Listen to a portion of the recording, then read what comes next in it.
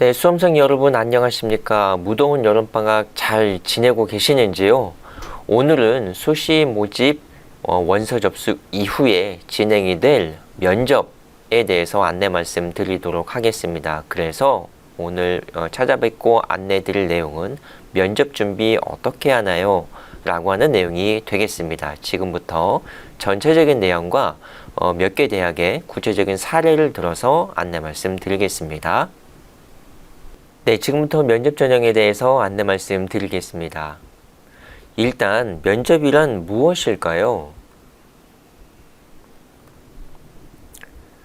대학마다 구체적으로 정하고 있는 용어는 조금씩 차이가 있을 수 있으나 대체적으로 면접이란 수험생이 제출한 서류의 신뢰도, 진실 여부, 진위 여부를 확인함과 동시에 수험생이 가지고 있는 학업 역량, 전공 적합성, 진로 역량, 인성과 발전 가능성, 공동체 의식 등등을 전체적으로 직접 만나서 또는 영상과 화면을 통해서 대답을 듣는 전형이라고 보시면 되겠습니다. 대학별로 전형 설계에 따라서 일괄 전형 단계에서 면접의 기회가 주어지는 경우도 있고요. 단계별 전형에서 2단계에서 면접의 기회가 주어질 수도 있습니다. 그것이 차지하는 비율은 적게는 10%에서 많게는 50%까지 다양하게 설계되어 있기 때문에 참고해 주시면 좋겠습니다. 면접의 방식은 크게 몇 가지로 나눌 수 있는데요. 우선 많은 대학이 채택하고 있는 서류 기반 면접이 있습니다. 지원자가 제출한 서류를 바탕으로 해서 그 서류의 내용이 정말인지 진실성 여부를 확인함과 동시에 지원자의 학업 소양을 확인하는 절차인데요. 보시는 바와 같은 많은 대학들, 사실은 전국에서 학생부 위주의 전형을 실시하고 있는 거의 대부분의 대학들이 바로 이 서류 기반 면접을 진행한다고 보시면 되겠습니다. 빨간색으로 표시를 해드린 군산대, 원광대 서류 면접형, 그리고 전북대와 전주대 등의 대부분의 대학들이 서류 기반 면접을 진행을 하고 있습니다. 이 면접을 준비하기 위해서는요, 무엇보다도 가장 먼저 본인의 학교 생활에 대해서 기록이 되어 있는 학교생활기록부에 대한 이해와 파악이 가장 우선된다라고 볼 수 있겠습니다. 예를 들면 대학별로 이런 면접이 제시가 될 수 있는 겁니다. 한국지리 시간에 이러이러한 활동을 했습니다. 라고 되어 있는데, 그러면 그것이 어떤 개념이었는지, 그리고 그것이 우리 삶에 적용이 된다면 어떻게 활용이 될 수 있는지에 대한 내용을 질문할 수 있겠고요. 물리학 1 시간에 수소 연료 전지에 대한 조사를 했네요. 본인이 조사 진행한 내용을 바탕으로 인해서 그 조사했던 내용이 구체적으로 무엇인지 설명해 주십시오 라고 하는 내용이 있을 수 있습니다. 동아리 활동 시간이나 기타 창체 활동 시간에 했던 기록되어 있는 내용들도 역시 그 시간에 본인이 직접적으로 구체적으로 했던 역할, 그리고 사례 등등을 중심으로 설명을 해 주십시오 라고 하는 내용이 들어갈 수 있겠습니다. 다시 한번 말씀드리면 본인이 제출한 서류, 즉 학교생활기록부에 적혀있는 내용을 기반으로 해서 그 내용에 관련된 구체적인 내용, 그리고 그 내용이 사실인지 여부를 확인하는 질문 등이 제시될 수 있겠습니다. 두 번째 유형은 제시문 기반 면접인데요. 이것은 사전에 제시문을 제시해주고 그 제시문을 미리 준비할 시간을 주고 면접장에 들어갔을 때 그 내용에 대해서 발표하고, 그리고 면접관으로부터 오고 가는 질의응답을 바탕으로 해서 지원자가, 수험생이 전공 적합 능력 및 학업 능력을 가지고 있는가 하는 점들을 평가하는 유형이라고 볼 수 있습니다. 이 전형을 실시하는 대학들은 보시는 바와 같은 연세대와 경희대 등이 있고요.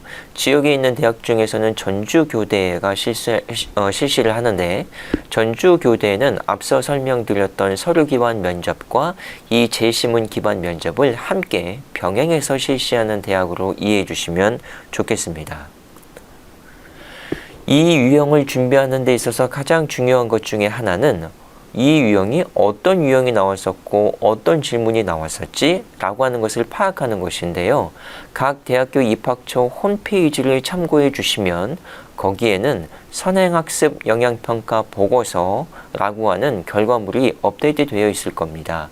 이 안에 보시면 제시문 기반 면접이 작년에 우리 학교에서는 어떤 문제가 출제가 됐었고 그 문제를 출제한 의도는 뭐고 그 문제의 모범 답안은 어떤 것인지 등등에 대한 내용들이 함께 제시가 되어 있습니다. 기출문제라고 볼 수 있는데요. 대학마다 입학처 홈페이지의 매뉴얼을 보시면 이렇게 선행학습 영향평가 보고서라고 하는 제목으로 올라오기도 하고요. 또는 간단하게 기출문제라고 하는 형태로 올라오는 경우도 있습니다. 이런 결과물을 확인해 주시면 큰 도움이 될 것입니다. 그 다음 모든 수험생에게 해당되는 내용은 아니지만 상황 기반 면접이나 인적성 면접 또는 대학에 따라서는 MMI라고 하는 이름으로 대학과 학과별로 진행이 되는 특이한 형태의 면접이 있을 수 있습니다. 대학마다 붙인 명칭, 면접의 명칭이 각각 다르긴 한데요. 의학계열에서 주로 활용하는 인적성 면접, 상황 기반 면접, 영어로는 MMI라고 하는 면접의 형태입니다. 이 면접에서는 우리가 일상생활에서 마주할 수 있는 어떤 도덕적 딜레마 상황 등을 제시해주고 수험생이 이럴 때는 어떤 판단을 하고 어떤 행동을 할 것인지에 대한 내용을 바탕으로 수험생이 가지고 있는 가치관이라든가 의사소통 능력, 상황 판단 능력, 순발력, 사회관계 그리고 윤리적 의식 등등도 모두 종합적으로 함께 평가하고자 하는 면접의 유형입니다. 이런 대학들에 주로 의학 계열에서 많이 실시를 하고 있고요. 이 면접도 역시 입학처 홈페이지를 보시면 선행학습 영향평가 보고서를 통해서 확인하실 수 있습니다. 인적성 면접 MMI의 기출문제 유형을 예시로 보여드리면 이런 것들이 있을 수 있고요.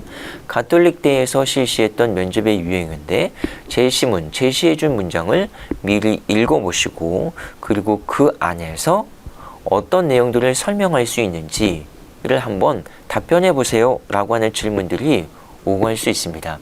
그리고 그 내용을 보시면 여러 가지 우리 주변에서 흔히 접할 수 있는 의학 관련되는, 의료 상황 관련되는, 보건 상황 관련되는 여러 가지 상황들이 제시가 될 수 있습니다. 성균관대에서 실시했던 내용인데요. 왼쪽의 화면보다는 조금 간략한 형태이지요. 이 제시문을 제시해주고 이 제시문에 나왔던 인물의 행동에 대해서는 어떻게 생각하십니까? 라고 하는 질문들, 즉 상황을 제시해주고 그 상황에서 본인은 어떻게 생각하고 어떻게 행동하고 어떻게 판단할 수 있겠느냐? 라고 하는 질문들을 할 수 있겠습니다. 자, 여기까지가 우리가 흔히 대학에서 접할 수 있는 면접의 방식이었고요. 그럼 지금부터는 대학별로 면접 일정이 어떻게 되는지에 대해서 안내 드리겠습니다. 가장 큰 기준은 대학 수학능력시험을 기준으로 그 전에 실시하느냐, 그 후에 실시하느냐에 따라서 상황이 달라질 수 있는데요. 일반적으로 수능을 보기 전에 면접은 수능과 함께 면접 전형을 준비해야 된다는 부담감이 있습니다. 이거는 모든 학생들이 모두 같이 함께 가질 수 있는 부담감인데요. 그렇기 때문에 일반적으로 이론적으로는요. 수능 후에 보는 면접 보다는 상대적으로 낮은 경쟁률을 그 대학과 학과에서 보일 수도 있다라고 하는 점을 참고하시고 그 전에 원서 접수하시기 전에 미리 이런 점들을 한번 참고해 보신 후에 원서 접수도 이루어질 수 있으면 도움이 될 것 같습니다. 아울러 원서 접수 전에 대학별 면접 일정을 중복되는지 꼭 확인을 해 보실 수 있으면 좋겠는데요. 동일 대학이더라도 학과별로, 모집 단위별로, 계열별로 면접 일정이 각각 보시는 예시와 같이 다를 수 있고요. 또는 동일 대학, 동일 계열이지만 계열은 같지만 구체적으로 모집 단위와 학과에 따라서 또 면접 일정이 달라질 수가 있습니다. 보시는 바와 같이 이런 대학들, 이런 모집 단위들이 있기 때문에 원서 접수를 하시는 단계에서 혹시 면접 날짜가 겹치지 않는지 반드시 확인하시고 나중에 낭패를 보시는 일이 없도록 조정하시는 게 좋겠습니다. 수능 일정의 가장 중요한 고려 요소가 될 텐데요. 수능 직후에 보통 많은 대학들이 11월 셋째 주부터 넷째 주에 면접 전형 일정이 집중되어 있음을 참고해 주시기 바랍니다. 수능 전 면접을 진행하는 대학들을 한번 예시로 보시면 9월 18일부터 10월 그리고 11월까지 이렇게 면접 전형이 진행이 되겠습니다. 수능 끝난 후에 이루어지는 대학들의 면접 전형은 보시는 바와 같습니다. 주로 수능이 끝나고 나서 그 직후 셋째 주와 넷째 주에 면접 일정이 많은 대학들이 집중되어 있다는 것을 보실 수 있고요.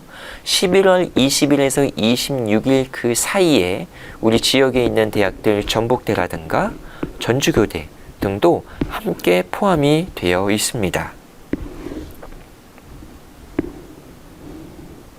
네, 11월부터 12월까지 넘어가는 일정의 면접 일정이 되겠습니다. 전북 지역의 면접 일정만 따로 정리를 해봤습니다. 군산대 11월 3일이고요. 우석대 10월 27일, 원광대 10월 20일, 전주대, 한일장신대, 그리고 수능이 끝난 이후에는 원광대, 전북대, 전주교대 등의 대학들이 각 모집 단위별로 면접이 진행이 되겠습니다. 지역 거점 국립대학교만 따로 정리를 해 보았는데요. 충북대만 빼고 나머지 모든 대학들이 수능 끝난 이후에 경북대가 그 직후부터 시작을 해서 경상국립대 그리고 강원대, 제주대, 충남대, 전남대, 부산대, 전북대 등이 면접이 진행이 되겠습니다. 전국에 있는 교대도 한번 정리를 해봤습니다. 진주교대와 춘천교대에만 면접 전형이 실시가 되지 않고요. 나머지 경인교대부터 공주교대, 대구교대 이렇게 순으로 날짜별로 면접 전형이 진행이 되겠습니다.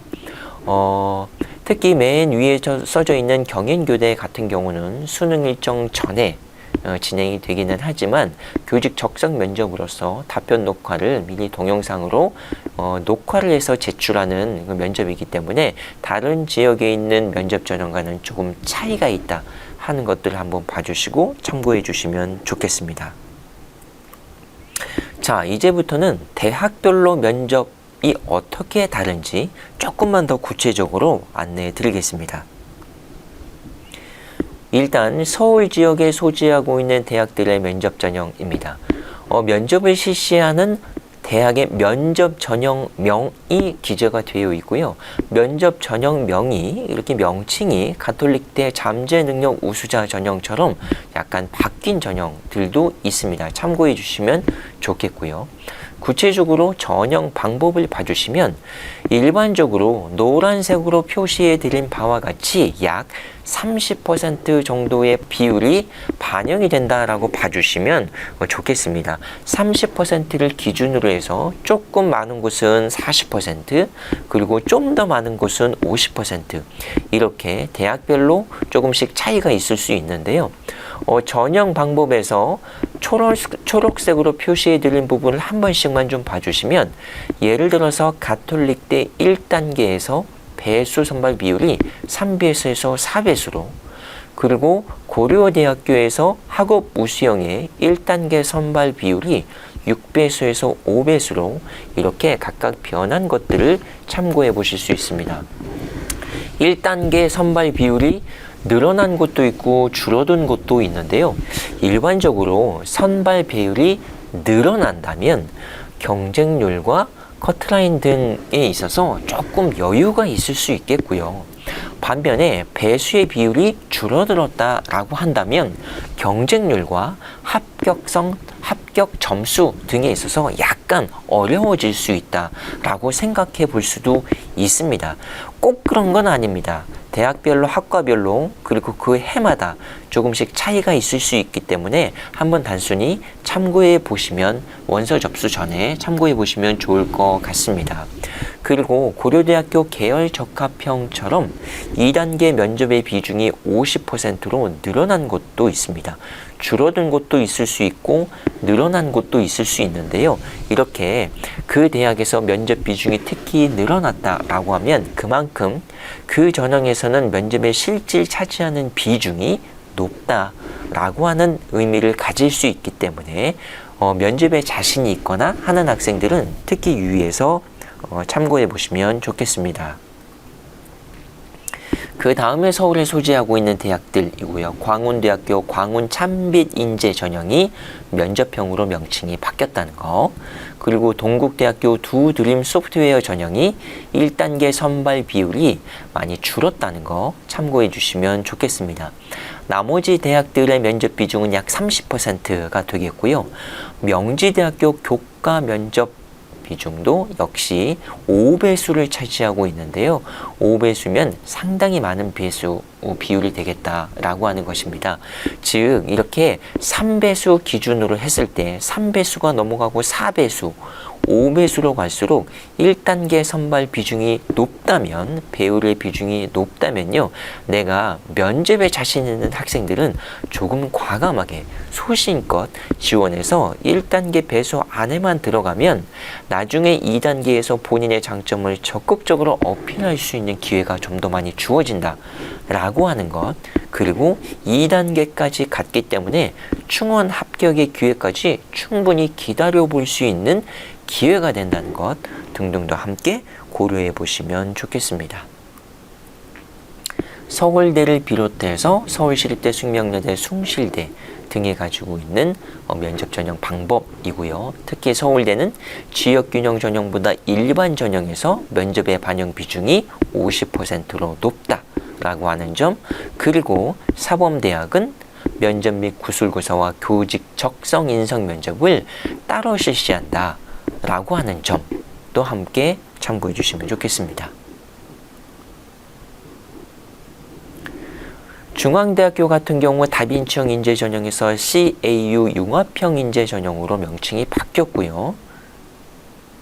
연세대학교와 한국외대처럼 면접의 반영 비중이 각각 10%씩 높아진 경우들도 있습니다. 특히 한국외대 같은 경우는요, 작년에는 30%에서 40%, 이번에는 40%에서 또 50%로 면접형의 면접 반영 비중을 굉장히 높였습니다. 지금 높일 수 있는 데까지 높이고 있는데요. 면접에 자신 있는 학생, 그리고 교과 성적에서 조금 애매하다 싶은 학생들이 또 면접 전형을 적극적으로 활용할 수도 있다라고 하는 점들을 참고해 보시면 좋겠습니다. 지역 거점 국립대학의 내용들을 한번 정리를 해봤습니다. 강원대학교 면접이 30%에서 40%로 비율이 올라갔고요. 부산대 학생부 종합전형은 작년에는요, 서류형만 실시하고 종합전형에서 면접이 없었습니다. 그런데 올해는 1단계에서 3, 4배수를 선발한 다음에 2단계에서 면접 20%를 반영하는 것으로 바뀌었고, 수능 최저학력 기준도 변화가 있기 때문에 꼭 눈여겨서 봐주시기 바랍니다. 충남대학교 같은 경우 전형명이 약간 바뀌었고요. 면접의 실질 반영 비중도 함께 참고해 주시면 좋겠습니다. 충북대학교는 면접이 실시가 되지 않습니다. 전남대, 그리고 우리 지역에 있는 전북대, 그리고 제주대 등등은 작년에 비교해서 큰 차이 없이 2단계에서 면접 30%를 반영하고 있습니다. 우리 전북 지역에 있는 대학들만 따로 정리를 해봤습니다. 군산대학교는 모든 전형에서 면접 전형을 없앴습니다. 새만금 인재 전형을 일반 학생 전형으로 명칭이 바뀌었고요. 면접이 폐지되었습니다. 원광대학교 같은 경우는 지역 인재 전형이 명칭이 약간씩 바뀐 것이 있고요. 서류 면접 전형도 명칭이 바뀌어서 학생부 종합 전형으로 변경이 됐습니다. 면접은 약 30%, 그리고 서류 면접 전형은 23%의 실질 반영 비율을 보이고 있다라고 하는 것을 봐주시고요. 서류 면접 전형은 의학, 치의학, 수의대, 간호학 같은 의학 계열, 보건 계열에서 실시를 하고 있다. 그리고 수능 최저 기준도 함께 충족해야 한다라고 하는 것 함께 봐주시면 좋겠습니다. 전북대학교 이전에 아까 설명을 드렸고요. 전주교대 같은 경우 면접이 40% 반영됩니다. 전주교대 같은 경우는요. 좀 전에 화면에서 보여드렸던 것처럼 제시문 기반 면접과 서류 기반 면접을 섞어서 혼합해서 보는 면접 이용을 가지고 있기 때문에 기억해 주시기 바랍니다. 전주대학교는 작년에도 모든 전형에서 면접이 없었습니다.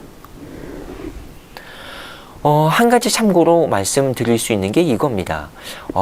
학생부 종합 전형을 지원하는 데 있어서 면접형과 서류형 이 있을 수 있거든요. 그런데 이 지점에서 고민되는 학생들이 있을 수 있습니다. 면접이 있는 것을 선택하는 게 좋을까? 아니면 똑같은 학생부 종합 전형이지만 면접 없이 그냥 서류로만 평가를 받는 것이 유리할까? 등을 따지고 고민하는 학생들이 있을 수 있는데요. 여러 가지 판단 기준이 있을 수 있습니다. 그 중에 가장 중요한 건 무엇보다도 수험생 본인이 가지고 있는 면접의 역량이겠죠. 질문의 내용을 정확하게 파악하고 정해진 시간 내에 그 질문의 핵심에 맞는, 핵심에 해당하는 요점을 정확하고 아주 논리적으로 대답할 수 있는 역량이 있다라고 하면 서류형보다는 면접형 노려보실 수 있겠고요. 그리고 또 하나 지금 화면으로 보여드리는 것과 같이 이렇게 수험생들의 지원하고 나서 나타난 그 합격 결과 성적선을 가지고도 한번 참고해 보실 수 있습니다. 물론 대학마다 다를 수 있고 대학 내에서도 전형별로 그리고 모집 단위별로 결과는 다를 수 있습니다만 제가 정리해 본 결과 대략적으로 이런 성적의 그래프가 그려지더라 라고 하는 걸 발견할 수가 있었는데요. 무슨 말씀이냐면 파란색으로 표시가 되어 있는 서류형보다 빨간색으로 표시가 되어 있는 면접형의 경우에 합격 점수에 있어서 조금 더 여유가 있을 수 있더라 하는 것을 원서 접수 전에 고려해 보시면 좋겠다는 겁니다. 즉, 내가 지원하고 합격하고 싶어하는 대학과 모집 전형이 나의 성적만으로는 조금 애매할 수 있다. 성적이 월등하게 앞서거나 좋으면 좋은데 그렇지 않고 약간 애매하거나 중간 정도에 걸쳐 있거나 또는 조금 부족한 감이 있다 라고 할 때는 서류형보다는 면접형에 지원함으로써 2단계에서 면접의 기회를 한 번 더 갖고 그리고 서류에 써져 있지 않은 내용이라든가 서류의 부족한 부분을 또는 서류에서 내가 좀 더 보완하고 싶어하는 나의 장점을 어필할 수 있는 그런 기회가 면접형에서 주어질 수도 있습니다. 그러면 그런 기회를 통해서 최초 성적에는 들어가지 못했지만 2단계를 거치면서 마지막 최종 성적 안에는 순위 안에 들어가는 그런 예들도 많이 있기 때문에 성적이 조금 애매하다 싶은 학생들, 고민된다 하는 학생들은 서류형보다는 면접형으로 지원하시는 것도 방법이 되겠습니다. 자, 여기서 잠깐 하나 참고로 또 말씀드릴 내용이 있는데요. 학생부 위주의 전형 중에서 학생부 종합 전형이 아니라 학생부 교과 전형인데도 불구하고 면접을 실시하는 대학들이 일부 있습니다. 바로 이런 대학들인데요. 학생부 종합 전형은 거의 수능 최저가 없는데도 학생부 종합 교과 전형으로 실시하면서 또 수능 최저 기준이 있는 또 이런 대학들도 함께 혼재가 되어 있습니다. 이화여대, 서울교대, 충남대 등등 이런 대학들이 바로 교과 전형이면서 면접을 실시하는 대학들인데요. 20%에서 30%, 삼육대학교처럼 많은 경우에는 40%의 면접 비중을 반영하는 곳입니다. 특히 1단계에서 3배수를 넘어서 5배수가 그리고 가천대학교처럼 많은 경우에는 7배수의 기회를 주고 있기 때문에요. 이렇게 배수가 많을수록 2단계에 속할 가능성이 내가 많아지는 거고, 그리고 2단계에서 면접의 비중이 높을수록 나도 충원합까지 기다렸을 때 최종 합격자 명단에 들어갈 가능성이 많아지는 곳이라고 보실 수 있겠습니다. 그러면 이런 경우에 면접이 실질적으로 차지하는 비중이 얼마나 될까 궁금할 수 있죠. 교과 전형이니까 그냥 성적으로 거의 대부분 정해주고 면접은 그냥 형식적으로 진행되는 거 아닌가? 라고 하는 생각을 가질 수 있어서 자료를 한번 조사해봤습니다. 수능 최저 학력 기준이 없는 이화여대의 예를 한번 보았습니다.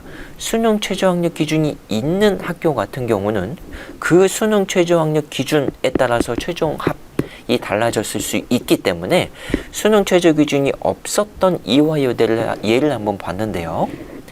많은 학과가 있을 수 있어서 그 중에서 샘플로 경영학과를 한번 살펴봤습니다.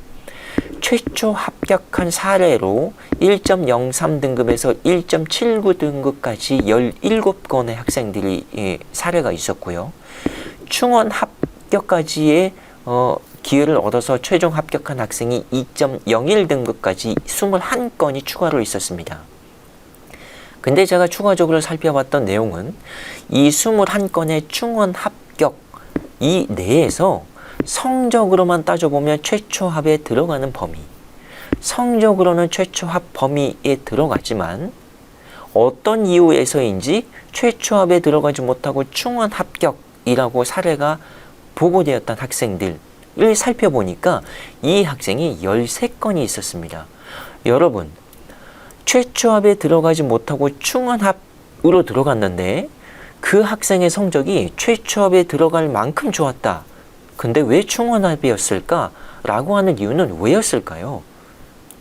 그렇죠. 성적이 아니라 면접의 실질 반영 비중이 높았다.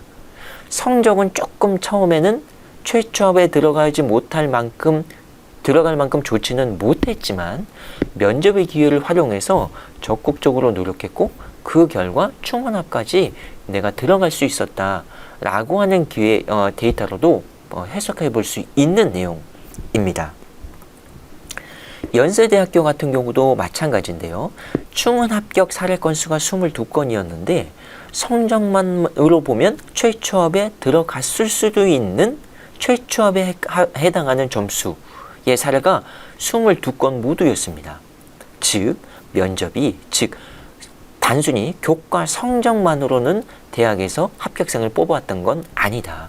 면접과 같은 비교과 영역도 충분히 실질적으로 영향을 미쳤을 수 있다. 이런 대학들도 학생부 종합 전형은 아니지만 학생부 교과 전형에서 면접을 활용하는 예로 한번 살펴보시면 좋겠습니다. 자, 그러면 면접 구체적으로 어떻게 준비해야 될까요? 라고 하는 걸 빨리 한번 보도록 하겠습니다. 일단 제시문 기반 면접의 준비입니다. 인문계열과 자연계열이 각각 이렇게 다를 수 있는데요. 기본적으로는 모두 제시문을 주고 그 제시문을 읽고 답하는 형태라고 볼 수 있겠습니다. 전공과 계열과 관련된 기초소양과 논리적 사고력을 평가하는 것인데요. 조금 전에 말씀드렸던 것처럼 기출문제의 유형을 미리 파악하실 수 있습니다. 선행학습 영향평가 보고서를 통해서요. 무엇보다도요, 수업에 충실하는 평소의 태도가 습관이 중요합니다. 그래서 각 과목별로, 각 교과별로 학습 활동을 할 때에 면접을 한다라고 생각하시고 그 유형에 대해서 미리 변형도 해보시고 그리고 그 문제를 이렇게 변형했을 때 나는 어떻게 생각할 수 있을까? 어떻게 다른 관점에서 보고 어떻게 답변을 할 수 있을까? 연습하시는 기회를 갖는 것도 좋을 것 같습니다. 자, 예를 들면 이런 면접이 나올 수 있습니다. 인문계열의 문제인데요. 위에서 제시문을 쭉 제시해 준 이후에 문제가 나갑니다. 가와 나의 제시문 다양성에 관한 관점을 비교해보라. 그리고 2번에서 관점에서는 어떤 내용이 나왔는지 한번 평가해봐라. 그리고 자신의 찬반 의견을 한번 제시해봐라. 라고 하는 내용들이 나올 수 있고요. 자연계열에서도 역시 제시문과 관련된 수학적 개념이 뭔가요? 그리고 거기에 나와 있는 수학적 명제는 뭔가요? 재심은 이것하고 저것하고 다른 점은 뭔가요? 이렇게 재심은 기반해서 내용을 분석하고 파악하는 내용이 되겠습니다. 조금 전에 계속해서 말씀드린 바와 같이 각 대학교 입학처 홈페이지에 나와 있는 선행학습 영향평가 보고서를 참고해 주실 수 있는데요. 고려대학교 입학처 홈페이지를 한번 예시로 보시면 입학처 메인 홈페이지 메인 화면에서요. 이쪽을 봐주시면 이렇게 기출문제라고 하는 란이 있습니다. 이와 같이 선행학습 영향평가 보고서라고 하는 명칭일 수도 있고 또는 기출문제라고 하는 형태일 수도 있습니다. 여기를 봐주시면 이렇게 선행학습 영향평가 보고서라고 하는 파일이 업로드가 되어 있고요. 이런 내용들을 한번 참고해 보시면 좋겠습니다. 클릭해 보시면 이런 내용들이 나옵니다. 대상 문항의 총괄표가 어떻게 각 국어별로 구분이 되어 있는지가 나와 있고요. 문항별로 분석해 놓은 문항 카드도 함께 나와 있습니다. 어떤 전형이었고 그리고 어떤 계열에서 실시했고 그리고 출제 범위는 고등학교 교과 내용과 어떤 내용과 관련이 있는지 총 소요 시간은 몇 분이나 되는지 등등도 모두 자세하게 설명이 되어 있고 문항과 제시문이 함께 안내가 되어 있습니다. 그리고 문항도 문제도 함께 제시가 되어 있고요. 그리고 나서 이 문항을 왜 출제했는지 출제 의도와 문항 해설 등등이 이렇게 상세하게 자세하게 채점 기준까지 모두 공개가 되어 있기 때문에 우리 준비하려고 하는 학생들은요. 이런 채점 기준과 이런 예시 답안을 가지고 충분히 참고하시고 미리 스스로 사전에 준비하실 수 있습니다. 자, 이번에는 서류 기반 면접 준비입니다. 앞서 말씀드렸던 것 같이 서류 기반 면접을 실시하는 이유는 가장 큰 것은 그 서류에 써져 있는 내용과 활동이 과연 진정성이 있는가 하는 것입니다. 즉, 정말로 수험생이 실시한 내용인지를 확인하는 것입니다. 그리고 행간과 여백의 내용을 확인하고 싶어서 질문을 하는 경우가 있는데요. 이건 무슨 얘기냐면 학교생활기록부에 우리 수험생이 가지고 있는 우수한 내용, 활동이 모두 다 기록될 수가 없습니다. 왜냐하면 학생부에 기재할 수 있는 내용이 정해져 있으니까요. 자수가 정해져 있습니다. 아무리 많이 쓰고 싶어도요. 선생님이 써주고 싶어도 항목당 500자 그리고 진로활동 700자밖에는 기록이 될 수가 없거든요. 그러면 평가관은 궁금해할 수 있습니다. 이런 활동을 했다고 써있네. 근데 여기에 써져 있지는 않지만 이 중간 과정이 어떻게 됐을까? 궁금할 수 있죠? 그런 건 여백에서 확인이 가능합니다. 이 실험을 통해서 이런 결과를 얻었다고 써있네. 근데 이 결과를 얻었을 때 어떤 느낌이었을까? 무엇을 보고 배울 수 있었을까? 안 써져 있죠? 궁금하니까 면접에서 확인하고 싶어 할 수도 있습니다. 그리고 그 안에 써져 있는 내용을 바탕으로 인해서 꼬리 질문을 할 수 있는데요. 꼬리 질문의 예시는 좀 뒤에 잠시 후에 다시 한번 안내 드릴 수 있는데 이 꼬리에 꼬리를 무는 질문을 통해서 이 활동이 정말로 수험생이 한 활동인지 진정성을 확인할 수 있고요. 그 활동의 내용을 정말로 제대로 파악하고 있는지 이해하고 있는지 등에 대해서도 확실하게 평가해낼 수 있습니다. 그런데 만약에 세부적인 질문 내용에 대해서 기억이 나지 않는데요 라고 답변을 하거나 또는 생활기록부에 써져 있는 내용과 다른 활동의 내용으로 답변을 하거나 여러 번 다수 지속적으로 활동했다고 분명히 써져 있는 생활기록부의 내용인데 내가 그 내용에 대해서 답변을 하지 못한다거나 라고 한다면 좋은 평가를 받을 수 없겠죠. 그렇기 때문에 가장 중요한 건 평소 본인이 학교 생활을 통해서 하고 있는 모든 활동들을 꼼꼼하게 자기만의 활동 일지에 기록해 놓는 것이 중요합니다. 그 후에 자신이 기록했던 그 내용들을 다시 한번 되새김해 보시고 피드백해 보시고 그때 내가 무엇을 보고 배웠는지 그때 나의 구체적인 역할은 무엇이었는지 등등에 대해서 확인하시는 내용이 중요합니다. 대학에서 시행하는 모의 면접을 경험해 보시는 것도 도움이 되실 수 있습니다. 그리고 정말 중요한 건 또래 집단과의 모의 면접 경험입니다. 같은 학과 학과나 또는 비슷한 계열의 목표를 가진 친구와 함께 시간과 장소를 정해놓고 상대방의 서류를 가지고 서로에게 질문해 주는 겁니다. 그러면 같은 생각, 같은 수준, 같은 환경과 같은 공간에서 활동을 하면서 서로 배우고 서로 느꼈고 서로가 가지고 있는 활동의 경험들이 유사하기 때문에 서로가 서로에게 피드백을 해주거나 조언을 해줄 수 있는 내용들이 상당히 많이 있을 수 있습니다. 각 대학별로 합격한 학생들, 입학한 학생들을 대상으로 해서 학생은 면접 준비를 어떻게 했어요? 라고 하는 것들을 간혹 조사할 때가 있습니다. 그때 조사 대상자인 수험생들이 가장 많이 도움을 받았어요 라고 하는 내용 중에 하나가 바로 이 또래 집단, 친구와의 모의 면접 경험이었습니다 라고 하는 내용입니다. 물론 속해 있는 학교에서도 선생님들이 학생들을 대상으로 해서 모의 면접 기회를 제공을 해줄 것입니다.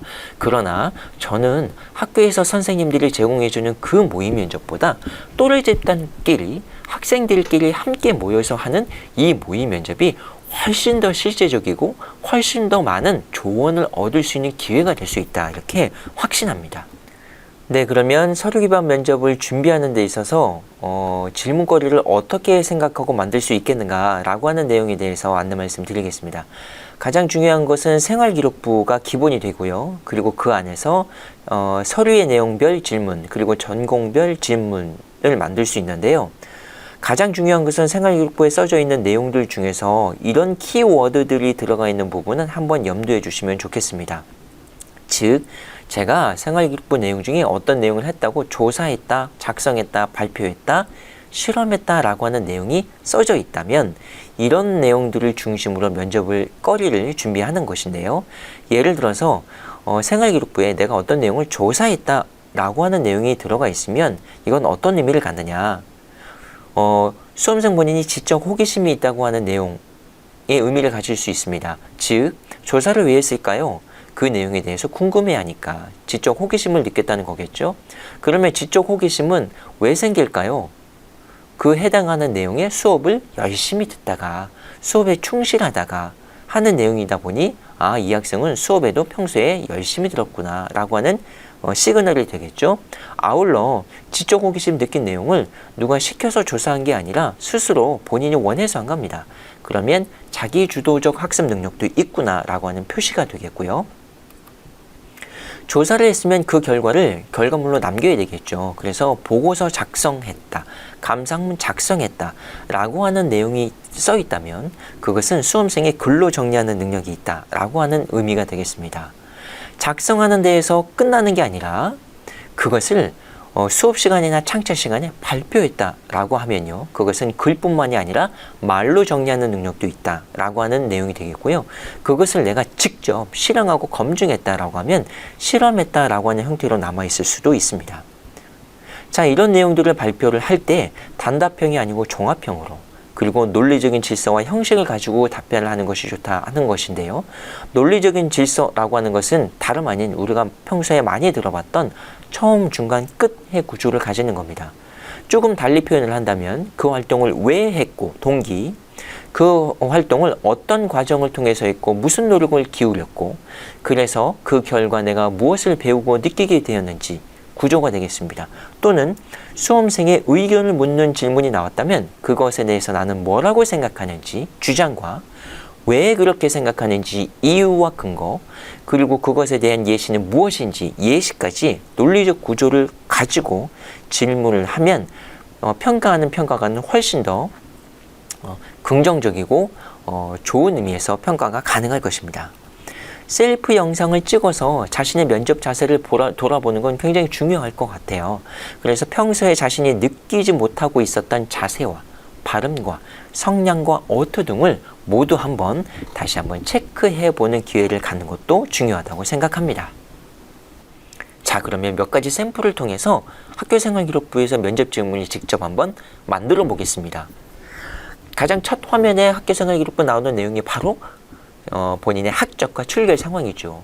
근데 사례에 보시다시피 1학년 때, 2학년 때, 3학년 때 이렇게 결석도 있고 질병도 있고 그리고 지각도 있네요. 물론 본인이 아파서 본인이 몸이 힘들어서 결석지각 조퇴하는 것은 어쩔 수 없습니다.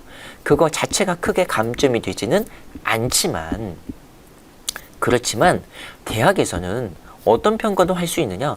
이렇게 몸이 안 좋고 자주 아프면 대학 진학 후에 학업 이수에 문제가 없을까? 라고 하는 의구심을 가질 수 있는 건 당연합니다. 특히 미인정 출결 상황은 평가의 부정적 요인이 될 수 있다는 것을 꼭 염두에 두시고요. 만약 그런 기록이 있어요. 내가 결석지각 조퇴한 기록이 있습니다. 그러면 바꿀 수 없죠. 어쩔 수 없습니다. 그러면 만약 질문이 들어온다면 어떤 사유가 있었고 그것을 개선하기 위해서 본인이 어떤 노력을 기울였고 앞으로도 어떤 노력을 기울일 수 있겠다라고 하는 점, 그런 노력을 통해서 어떻게 저가 변화됐어요 결과적으로 라고 하는 식으로 답변을 준비하시면 좋겠습니다. 자, 또 사례입니다. 사회문제 탐구 활동을 했고요. 또래 상담반 활동을 했네요. 그리고 경제현상을 탐구하는 동아리도 했네요. 질문이 나갈 수 있습니다. 지원학과하고는 거리가 뭔데요? 경영학과 지원했는데 왜 또래 상담반 활동을 했죠?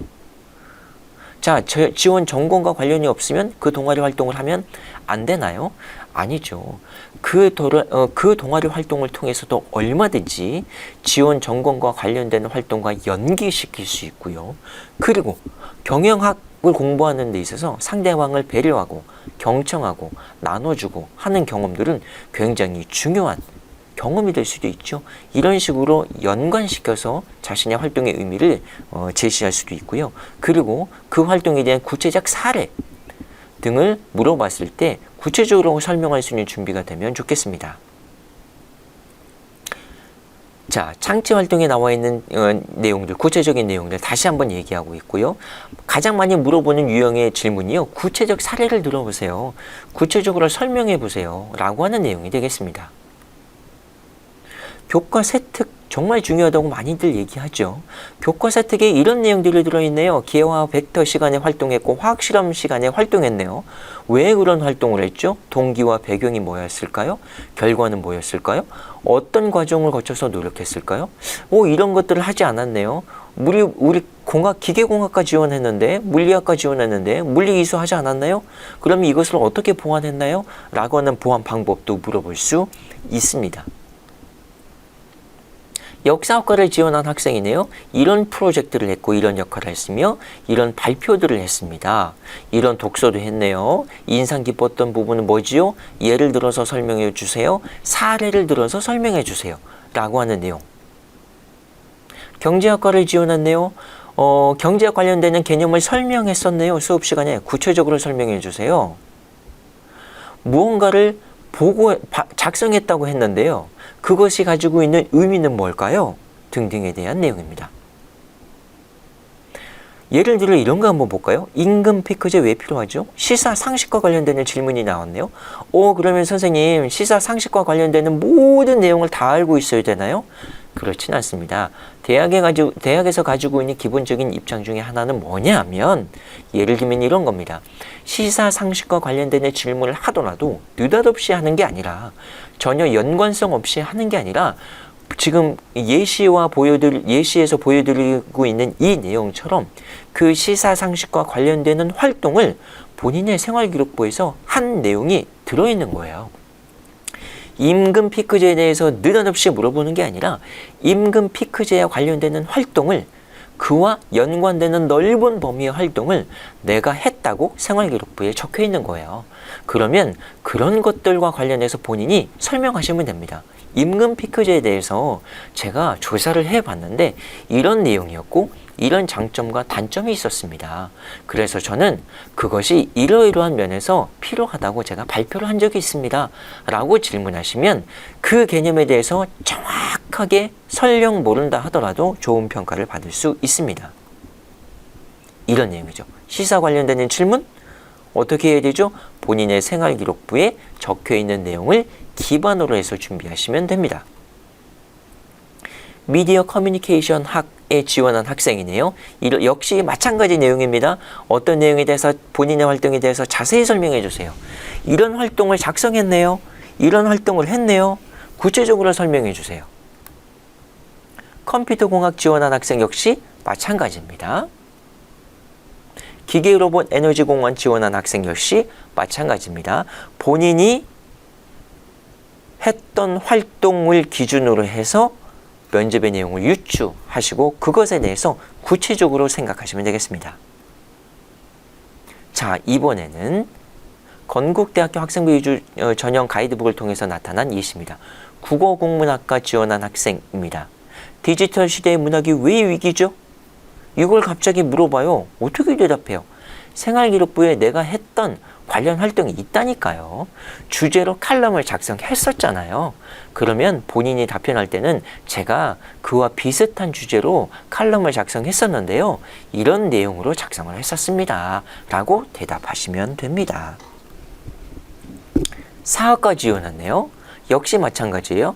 본인이 가지고 있는 생각 얘기해 주세요. 본인은 어떤 식으로 활동했나요? 구체적으로 사례를 들어 설명해 주세요. 라는 내용입니다. 3번 질문도 보세요. 한국 현대사의 유신체제에 기여한 점과 한계점에 대해서 생각을 얘기해 주세요. 어떻게 알아요, 내가? 그 시대를 살지도 않았는데? 아, 생활기록부에 내가 조사했던 내용이 있다니까요. 그 내용을 기반으로 해서 답변하시면 됩니다. 행정학과 지원하는 학생, 미디어 커뮤니케이션 학과 지원하는 학생, 경영학과 지원하는 학생, 경제학과 지원하는 학생, 전기전자공학부, 컴퓨터공학부와 같이 자연계열 지원하는 학생들도 역시 마찬가지로 이런 내용을 가지고 기반으로 설명하실 수 있겠습니다. 자, 아까 꼬리에 꼬리를 무는 질문에는 유의하시라 라고 하는 내용을 했는데요. 예를 들면 이런 겁니다. 자연과학 주제 발표 프로젝트 행사 참여했네요. 본인이 발표했네요. 작성되었어요. 어떤 행사였습니까? 자, 제가 대답할 수 있죠. 주제 발표의 내용은 뭐였나요? 제 주제의 발표는 이런 거였습니다. 그러면 그 주제 발표를 하는 데 있어서 본인의 역할은 무엇이었나요? 저는 이런 역할을 했습니다. 여기서 끝나지 않아요. 본인이 발표했던 역할, 그 주제 발표의 내용이요. 좋은 평가를 받았네요. 본인이 생각할 때는 왜 좋은 평가를 받았다고 생각하세요? 여기서 끝나지 않아요. 그러면 그 대회를 통해서, 그 행사를 통해서 어떤 점을 배우게 깨달았어요? 혹시 아쉬운 점은 없었나요? 라고 하는 하나의 질문에서 시작된 여러 개의 질문이 꼬리에 꼬리를 무는 질문을 하다 보면 정말 그 활동이 나의 활동이었는지, 내가 그것을 유의미하게 활용했는지 등에 대해서 정확하게 전부 파악할 수 있습니다. 그래서 수험생은 이러한 점들을 미리 생각하시고 단답형 대답이 아니라, 단순한 대답이 아니라 꼬리에 꼬리를 무는 여러 차례의 질문에도 대답할 수 있도록 질문하시면 좋겠습니다. 아쉬운 답변과 좀 부족한, 우수한 답변이 있을 수 있겠죠. 예를 들어 볼까요? 독서 활동했네요. 이 책은 어떤 책이었나요? 아쉬운 답변입니다. 저는 2학년 때 읽은 책이고요. 저자는 누구입니다. 흥미로운 내용이 많이 담겨 있어서 도움이 됐습니다. 굉장히 단답형이죠. 그러면 부족하다고 느낀 부분은 뭘까요? 어떤 흥미로운 내용, 거기에 써져 있는 내용 중에서 무엇에 흥미를 느꼈을까요? 어떻게 도움이 되었을까요? 라고 하는 내용이 궁금한 거잖아요. 그래서 우수한 답변이 이겁니다. 제가 왜 그 책을 읽었냐면요. 수업 시간에 수업을 통해 매력을 느꼈거든요. 이 주제에 대해서. 그래서 더욱더 자세히 알아보고 싶어서 선생님께 추천을 받아 읽게 되었어요. 자, 독서 활동의 계기가 뭐라고요? 수업 시간에 수업하다가 매력을 느껴서 공교육에 충실한 겁니다. 수업에 충실한 수험생의 기본 자세가 어필이 되어 있는 거예요. 그리고 어떤 내용에 대해서 자세히 알고 싶어서 지적 호기심이 있는 학생이다 라고 시그널을 보내는 거죠. 그 밑에 볼까요? 특히 관심이 있었던 내용은 쭉쭉쭉 책을 정말로 읽었구나 라고 하는 내용을 어필할 수 있는 것이 되겠습니다. 자, 유의해야 될 내용이에요. 서류도 마찬가지지만 면접평가에 있어서도 블라인드 면접평가를 합니다. 그래서 수험생 본인의 신분을 나타낼 수 있는 내용은 이야기할 수 없게 되어 있어요. 지원자의 성명이라든가 수험번호, 출신 고교, 교복, 명찰 등등 폐용도 안 되고 착용도 안 되고 대답도 안 됩니다. 예를 들어서 저는 어느 고등학교에서 온 아무개입니다. 안 됩니다. 고등학교 밝힐 수 없고요. 본인의 이름 밝힐 수 없습니다. 아울러 내가 직접 이야기하지는 않았는데 나의 답변을 통해서 출신 고교가 드러날 수 있다? 그 프로그램이 어떤 프로그램이었는지를 얘기할 수 있다? 안 됩니다. 어느 고등학교에 무슨 동아리에서, 근데 이 동아리 이름을 들어보니까 어떤 고등학교인지 명백히 유치가 돼요. 그러면 안 돼요. 그런 대답은 할 수 없습니다. 가족이나 부모, 친인척의 실명, 사회경제적 지위 등등을 나타내는 직업, 직장, 직위 등등도 대답할 수 없습니다. 예를 들면 경찰관인 아버지의 영향으로 이렇게 되었습니다. 안 됩니다. 어머니께서 어디에서 근무하셔서, 우리 친척분이 어디에 방문하셔서, 어디에 근무하셔서 라고 하는 내용 안 됩니다. 본인의 가족에 관한 내용을 드러낼 수 있는 내용은 안 됩니다. 이런 내용이요, 답변하다가 나올 수 있어요. 나도 모르게 불쑥. 그러면요, 한 번 잘못 대답했는데 그러면 탈락이냐? 꼭 그런 건 아니겠죠. 고려한다는 겁니다. 무엇을 고려하느냐? 블라인드 면접에 금지되어 있는 내용이요, 반복적으로 얘기하네, 습관적으로 얘기하네, 여러 번 얘기하네, 이건 의도성이 있네 라고 하면 합격에 심각한 영향을 미칠 수도 있다는 것을 유의하시기 바랍니다. 그렇기 때문에 연습이 필요한 거죠. 연습을 해야 이런 대답을 해야 되는구나, 이런 대답은 해서는 안 되는구나를 본인이 구분하실 수 있습니다.